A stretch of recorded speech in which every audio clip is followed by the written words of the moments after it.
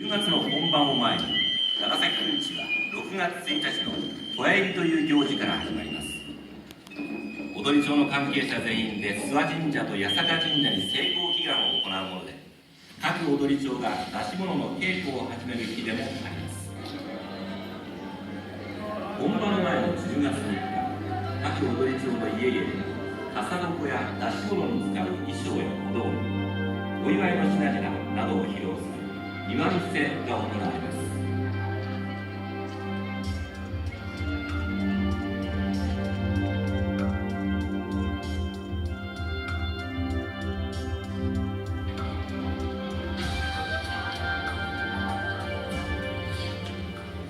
出演者たちは戸屋入りからおよそ4ヶ月間、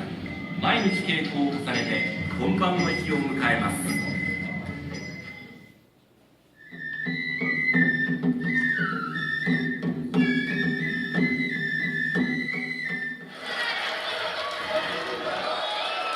長崎くんちで出し物を奉納する